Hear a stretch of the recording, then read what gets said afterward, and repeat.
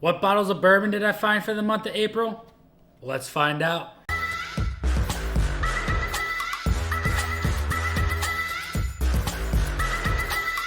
What is going on, everybody? Nathan here with the Everyday Drinker, bringing you guys a brand new video. Today we're going to go over my monthly store haul, all the bottles of bourbon that I was able to get my hands on and acquire in the month of April. We also, like I have been saying, have hit 3,000 subscribers, and at 5,000 subscribers we are giving away a bottle of Blanton's. And we are doing two winners for the 5,000 subscriber giveaway. One winner is winning this amazing bottle of Blanton's, and another winner is winning their Everyday Drinker swag. They're either going to get their choice of a gray t-shirt and sweatshirt or a black t-shirt and sweatshirt. You're choosing. And, well, yeah, so two winners of 5,000 subscribers, so make sure you guys are smashing that subscribe button. And one more thing before we get into the video, make sure you're checking out the Patreon. We just did a patron blind with a couple of really fun bottles of bourbon that I sent out to the guys, and everybody had an absolute blast. So if you're interested in joining the Everyday Drinker community over there, we have the Discord and everything. We have a really fun community. Make sure you check out the Patreon. But without further ado, let's get into bottle number one. So bottle number one is one that I completely forgot about. I opened it up. I really enjoyed it. This distillery reached out to me and wanted to send me a bottle, and well, they do fantastic stuff. This right here is the Fat Labrador Distillers Whiskey Town Straight Bourbon Whiskey, finished in oak staves. It was bottled in 2022. It's a 3-year age-stated bourbon. Really small distillery out in California. I mean, they reached out to me. They wanted me to eventually do a review of this. I will be doing a review of this bottle for you. I promise. 100% worth the money if you ever go out to Fat Labrador Distilleries. Pick up one of these bottles right here. Bottle number two comes from St. Augustine Distillery. Now, they also sent me this bottle in the beginning of the month. Completely forgot about it. Open the bottle. It's a port finished 102 proof bourbon whiskey, and it's absolutely delicious. The port is not overwhelming where you get a lot of those other port finished bourbons where it's just super overwhelmingly sweet and winey, and you just don't know. Sometimes those port finishes give this funk that I'm not a big fan of, and this one right here, it just does not have that port funk.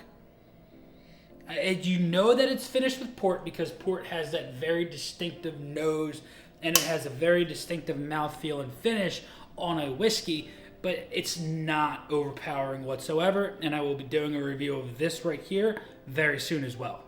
And we're going to get into one more bourbon before we get into the really fun stuff of the month, because this was most likely my best month of bourbon acquisitions in my bourbon hunting journey. But one more bottle before we get into the really juicy stuff. Old GrandDad 114. I stand behind this bourbon all the freaking time. This is one of my absolute go-to cocktail bourbons. At $26, you just cannot go wrong with a 114 proof bourbon that can withstand anything that you throw at it. Dilution, rocks, by itself, over the shoulder. You just can't go wrong with this bottle of bourbon. Old GrandDad 114 is always going to be one of those bottles of bourbon that is on my shelf for anything that I need it to do. Bottle number four, we're getting into the juicy stuff. Old Elk Cigar Cut.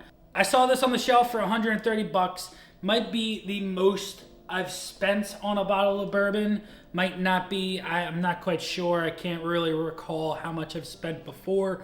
I saw it on the shelf. It was the only one there. I've heard really good things about it, and the bourbon aficionado in me said I had to pick it up, so I spent the money on it. This is going to be a select blend of our award-winning signature high malt straight bourbon whiskeys, aged 6 years and then finished in sherry, Armagnac, port, and cognac casks.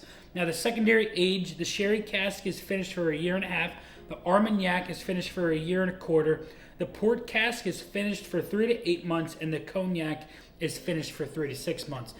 This is probably one of the most elaborate and robust flavored bottles of bourbons that I have on my shelf at the moment. Haven't cracked it open yet. Going to be doing a review of this most likely here in the near future for you guys, but I just couldn't pass this bottle up, and I had to pick it up and add it to the shelf. Now, as most of you know, I took a trip down to Tennessee to Nashville for my bachelor party. Get married in July, so if you want to send me some bottles or whatnot, I mean, presents for the wedding, go for it. But I picked up a couple of bottles myself, and the first bottle I picked up down there was this Broken Barrel. This is a port finished store pick down there in Nashville, Tennessee, from the store Daily Spirits. Now, this is 116 proof port staved finished bourbon. Now, it's not a port barrel. They put port staves in the barrel to finish the aging process. Inside the store Daily Spirits, I can't remember the gentleman's name, absolute fantastic guy down there. If you make your way down to Nashville, Tennessee, make your way into that store. They have all of their store picks for you to try out on a table. And you can try every single store pick and walk out of there without buying one. An absolute dynamite of a guy. And this was ultimately the bottle that I ended up going with. Spent, I think, $45 on this bottle, and it is well worth it. Cracked it open the other day after having it for the first time there, and it was just as good as the first time trying it.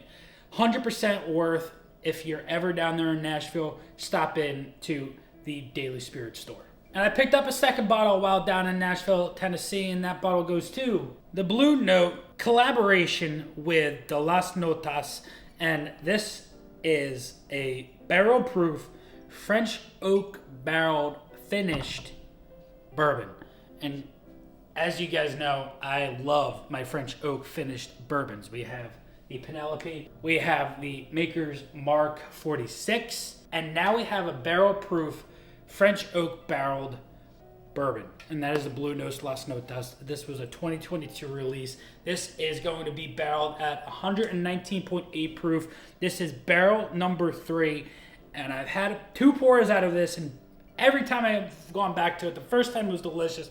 The second time was even more delicious. And man, this is a killer bottle. I know a lot of people are starting to find these in stores, and if you see this Blue Note Las Notas, pick it up. Now we're getting into the limited releases, the ones that are super hard to find, and I've been lucky enough to have people in this community help me out like you wouldn't believe. And bottle number 7 goes to the Maker's Mark BEP. Now, I've done a review of this bottle, and I've given you my review of it, and I do think that this is better than the both releases of last year, the BRTs. This is the BEP, the barrel entry proof. This is what the Maker's Mark goes into the cask at and starts its aging process proof at. And Josh, a fantastic patron, a fantastic subscriber, sent this my way as a wedding gift, and I can't thank you enough. Delicious pour. 110.7 proof, an absolute ice cream in a glass. Cannot go wrong with this bottle. If you start seeing this in your area, make sure you pick it up, add it to your shelf, because it is definitely one for the collection, because this is the last Maker's Mark wood finishing series from the distillery itself. Next bottle comes from Doc Martinez from Old Fashioned Ways. He found an extra one of these bottles, and I just couldn't resist it, so he sent it my way, and that bottle goes to the E.H. Taylor Straight Rye. And I've cracked this open. You know how I'm starting to get into the rye whiskeys, and man, this bottle is delicious. I cracked it open, had a pour of it for hitting 3,000 subscribers. I can't thank you guys enough for that as well. Community is growing like crazy. I love responding to every single one of your comments that I possibly can. Some people I just cannot get to, but I make sure to like and love every single comment that I see. And I can't thank you guys enough for the support for the channel. And we're going to be doing a review of this E.H. Taylor Rye here in the near future as well. 100 proof straight rye whiskey. You just cannot go wrong with it. And we got it for MSRP. I can't thank Doc enough for finding this bottle and allowing me to get it from him. It's just one of those bottles that, hey, it's added to the collection. It's one that we're going to be drinking slowly. It's not one that we're going to just blow through right away, because it's one of those bottles that you're just not going to find a second one of very, very often. So that goes to bottle number 8. And bottle number 9 is probably the first bourbon that I really wanted to get my hands on and didn't know what the secondary market was at the time. You know, when you first get into your bourbon journey, you see some bottles that you're like, wow, I'd really like to get my hands on those. And you really don't know what the market is asking for those. And well, I was able to get my hands on this bottle thanks again to Josh, a fantastic subscriber and patron, and that bottle goes to Weller Full Proof. And I had no idea what Weller was. The only reason why I wanted this bottle was because of the color blue. I love this cobalt blue, and I was like, hell, I want this bottle for my shelf. It's absolutely beautiful, but I didn't know that this bottle went for like $300 on the secondary market. And if you found it in a store, they were most likely jacking the price up, and you most likely weren't even gonna find it in a store. So when I was able to make a deal with Josh for this bottle, I mean, I couldn't pass it up. And hell, now I have the blue bottle of bourbon that I've always wanted on my shelf, and I'm stoked. It's delicious.